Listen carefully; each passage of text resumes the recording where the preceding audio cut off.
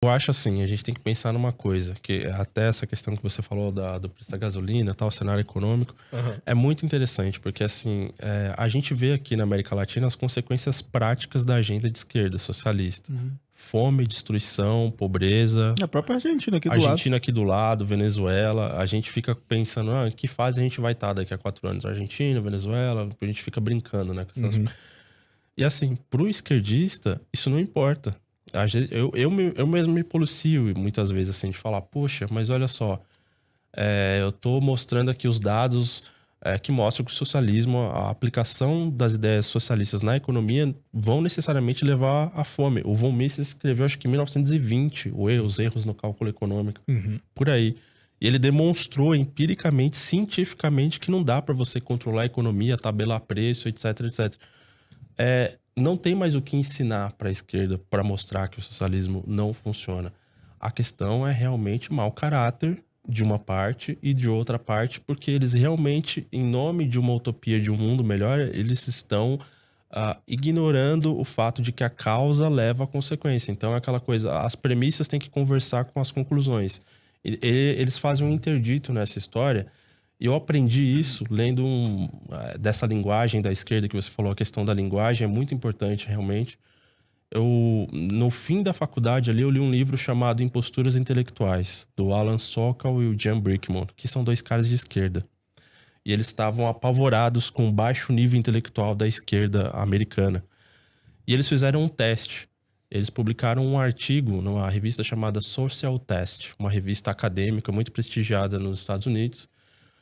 E o Sokal escreveu grande parte do artigo e basicamente é o seguinte, o artigo não faz sentido, do começo ao fim. Ele pegou o palavrório pós-moderno, ele escreveu lá, do ponto de vista da metafísica ocidental, a física foi construída de uma maneira a oprimir os outros povos. Como 90% dos TCCs, mestrados e doutorados. Geração de lero-lero. Ele foi o pioneiro do lero-lero. Aí ele escreveu o artigo e tal, eles assinaram. O Sokal, salvo engano, ele é físico. E o Brickman também é da área de exatas. E eles assinaram e passou na Social Test. Tal, passou na revisão dos pares, do rigor metodológico. Exatamente, rigor acadêmico, né? As universidades, a Social Test é ligada, se eu não me engano, a Harvard, uma das universidades mais prestigiadas dos Estados Unidos. E passou, entendeu? Pelo corpo editorial da revista, tudo certinho. Foi publicado tal. Deu 3 dias, eles publicaram num grande jornal americano. Olha, nós publicamos um texto que não tem nada de objetivo, que não liga nada ao lugar nenhum, só para mostrar que os critérios intelectuais da esquerda americana praticamente não existem. E vocês publicaram uma piada em forma de crítica à sabedoria ocidental, porque na época era muito comum você criticar a ciência ocidental, né? Os esquerdistas falavam de ciência ocidental, tá? Até um tempo atrás. É que agora a ciência virou uma coisa sagrada. Deus.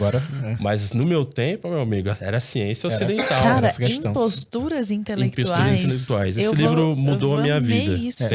Qualquer faculdade de humanas era ciência ocidental oprime, a oriental é melhor. Ou colonialista, ou pós-colonialista, a questão da filosofia, não existe filosofia ocidental, eles beberam da fonte do Oriente. Você pede uma fonte, eles não têm.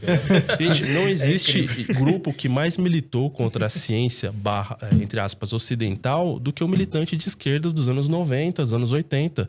Essa galera Foucault, Deleuze, Lacan, Baudrillard dizia que a Guerra do Golfo jamais existiu, que era uma grande simulação. Teoria da conspiração do bem, né? Então assim, e tudo isso foi publicado amplamente.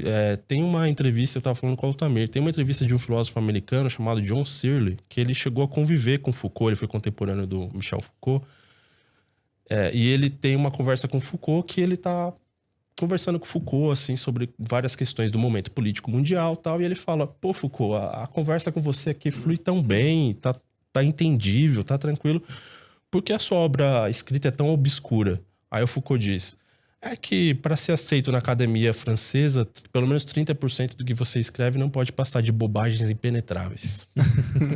Então estão os idiotas dos estudantes brasileiros, os professores, os acadêmicos brasileiros, louvando um monte de bobagens impenetráveis. Porque o Foucault era grife, era cult. E o próprio cara tá rindo, falando, não, escreveu um monte de bobagem penetrável pros caras me levar a sério. O próprio Sartre escrevia drogado, drogadão das ideias, assim, não tinha E critério o nenhum. acadêmico brasileiro, a esquerda brasileira, ela é uma mistura de, assim, do Jeca Tatu com o sujeito da cidade impressionável. Então, assim, o que vem de fora com a grife Paris, Nova York, eles trazem, né, pra gente. Então, Foucault, cara, tem gente no Brasil que dedica sua vida acadêmica às bobagens impenetráveis do Foucault. Por favor, leiam Imposturas Intelectuais para vocês verem essa passagem do John Searle dizendo que o Foucault confessa que ele escrevia bobagens de propósito. Só para Cara, impressionar os que loucura impressionáveis. isso, né?